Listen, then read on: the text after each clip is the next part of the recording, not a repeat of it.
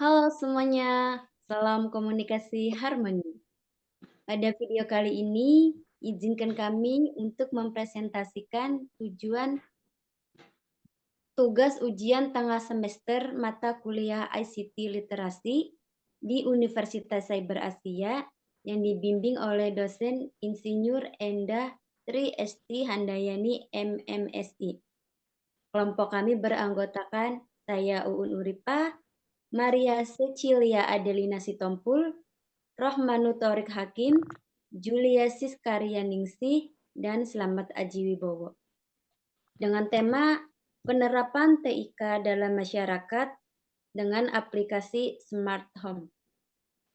Latar belakang, perkembangan teknologi informasi di masyarakat saat ini semakin maju, yang membuat setiap orang tidak bisa menghindar dari kemajuan teknologi. Sebab saat ini teknologi meliputi segala aspek kehidupan. Teknologi diciptakan untuk memudahkan pekerjaan manusia. Saat ini, teknologi informasi adalah bidang teknologi yang berkembang paling cepat. Namun, saat ini perkembangan teknologi informasi di masyarakat mempunyai makna yang luas dalam pemasaran sehari-hari. Smart Home hadir dalam konsep memudahkan masyarakat modern dalam kegiatan setiap hari. Untuk pemaparan materi selanjutnya, saya serahkan kepada rekan Slamet Aji Wibowo. Oke, terima kasih Mbak Un atas pembukaan materinya. Saya akan menjelaskan pengertian TIK. Istilah TIK di dalam Kamus Besar Bahasa Indonesia tidak mengarah pada pengertian TIK di bidang teknologi dan informasi. Namun di dalam KBBI terdapat pengertian teknologi informasi mengolah dan mendistribusikan informasi dalam bentuk digital. Maka tidak asing lagi bagi masyarakat dan teknologi informasi ini juga dapat membantu manusia menjadi lebih produktif. Dengan adanya pengertian TIK ini, kita tahu bahwa teknologi sangat menunjang tinggi kebutuhan manusia, ya apa tuh saling membutuhkan lah dalam kehidupan ini. Oke, selanjutnya dampak positif perkembangan teknologi. Dampak positif perkembangan teknologi antara lain sebagai berikut. Perkembangan teknologi membantu masyarakat dalam menerima informasi lebih cepat meski terkendala jarak yang sangat jauh. Contohnya kayak mengirim pesan melalui email itu jadi lebih cepat, tidak perlu harus bertemu atau ada rapat dengan orang yang jauh, kita bisa menggunakan aplikasi Zoom atau semacamnya, itu sudah sangat efisien lah untuk saat ini. Lalu hal keduanya meningkatkan penghasilan dengan bisnis online karena banyaknya orang di internet bisa memunculkan banyak peluang bisnis online. Contohnya seperti e-commerce gitu, tentu kita belanja nggak perlu harus ke toko, cukup kita dari rumah saja. Lalu aplikasi itu dapat sangat membantu kita. Oke, untuk selanjutnya mungkin saya berikan ke Mbak Edelin. Selanjutnya, silakan Mbak Edelin. Baik, terima kasih Kak Slamet atas pemaparannya. Saya akan melanjutkan pemaparan yaitu dampak negatif perkembangan teknologi. Seiring zaman, kemajuan TIK melaju cukup cepat. Salah satu dari bentuk kemajuan TIK terkini adalah adanya teknologi digital, yakni alat bantu untuk pengelolaan secara otomatis dengan sistem berbasis komputer. Dampak perkembangan teknologi informasi dan komunikasi yang semakin maju telah merupakan berbagai bidang kehidupan, mulai dari ekonomi, sosial, budaya, politik, dan bahkan ruang-ruang pribadi. Contoh teknologi informasi dan komunikasi ialah jaringan internet, komputer, handphone, smartphone, ponsel Android pintar, televisi, dan lain sebagainya. Berikut ini dampak negatif perkembangan teknologi antara lain sebagai berikut. 1.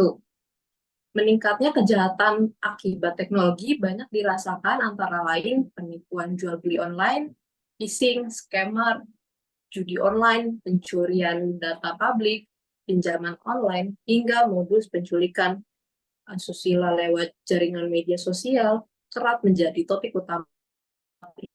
Yang kedua, yaitu teknologi juga menyebabkan menurunnya hubungan sosial kemasyarakatan, dikarenakan penggunaan Android dalam media sosial seringkali membuat orang sibuk dengan ponselnya, sehingga cenderung hanya bermain handphone daripada bertemu tatap langsung. Next. Baik, sekarang saya akan menjelaskan materi tentang Society 5.0. Society 5.0 adalah sebuah konsep masyarakat yang berpusat pada manusia dan berbasis teknologi. Pada era ini, masyarakat diharapkan mampu menyelesaikan berbagai tantangan dan permasalahan sosial dengan memanfaatkan berbagai inovasi yang lahir di era revolusi industri 4.0 untuk meningkatkan kualitas hidup manusia. Society 5.0 merupakan sebuah konsep di mana kehidupan manusia dipermudah teknologi, berkembangnya teknologi bagi perangkat elektronik sangat membantu jenis perangkat elektronik yang terintegrasi dengan smart home, hidup kita akan menjadi lebih mudah, aman, dan produktif. Dan kita dapat lebih mudah mengatur dan mengendalikan elektronik secara otomatis kapanpun dan juga. Baik, selanjutnya materi akan saya lempar kepada Mas Torik. Oke, terima kasih Kak Adelin. Teknologi smart home dapat memudahkan masyarakat dalam mengakses perangkat elektronik kapanpun dan dimanapun. Teknologi ini bisa diterapkan atau bisa digunakannya dalam rumah berkonsep smart home, yaitu master bedroom, seperti kamar, kitchen room, seperti dapur, ada juga garasi, office, living room, bahkan rooftop. Konsep smart home ini bisa diakses melalui smartphone kapanpun dan dimanapun, sehingga masyarakat bisa melakukan aktivitas atau kehidupan lebih efisien dan produktif. Oke, slide selanjutnya. Smart home dalam penelitian ini mengacu pada kemampuan kendali jarak jauh, remote, menggunakan sinyal Bluetooth untuk menghidupkan dan mematikan perangkat listrik yang ada di dalam rumah tinggal. Teknologi Bluetooth sangat jarang digunakan untuk remote rumah. Namun, teknologi Bluetooth tersedia dalam smartphone yang umum digunakan setiap orang saat ini. Sehingga dengan memanfaatkan teknologi Bluetooth yang tersedia dalam smartphone, maka dapat dibuat sebuah modul yang memancarkan sinyal Bluetooth dan sinyalnya dapat ditangkap oleh smartphone. Oke, selanjutnya bisa dijelaskan dengan Kak Julia untuk materinya.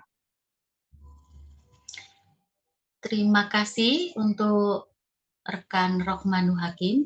Di sini saya menjelaskan tentang output dan target capaian smart home, di mana jenis produknya di sini ada WiFi, yang mana target pasarnya adalah lembaga pendidikan terkhusus di kota-kota besar, kemudian ada individu atau rumahan, kemudian perusahaan home industry, koperasi, dan juga kantor pemerintah, di mana 75% sudah masuk ke sektor yang dituju oleh perusahaan penjual WiFi.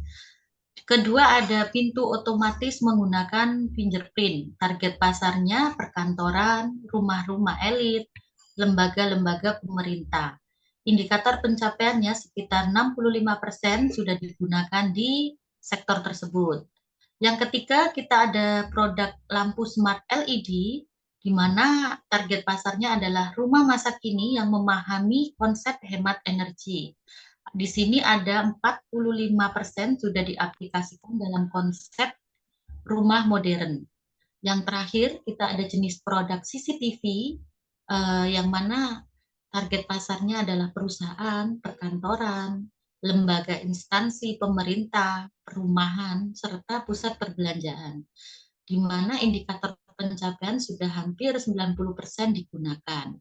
Next, kesimpulan dari seluruh materi proposal yang kita ajukan saat ini adalah TIK memungkinkan masyarakat untuk mengakses dan menggunakan teknologi informasi dan komunikasi seperti internet, jaringan nirkabel, dan telepon seluler yang membantu mereka dalam berbagai kegiatan sehari-hari. Menurut penelitian, pemakaian smart home mendominasi dalam 10 tahun ke depan. Bahkan tidak menutup kemungkinan Society 5.0 bisa upgrade lebih modern lagi seiring dengan kemajuan teknologi.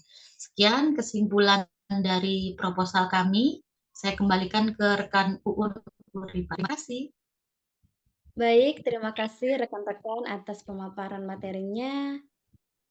Mungkin cukup sekian presentasi dari kami. Kurang dan lebihnya mohon maaf. Salam komunikasi harmoni.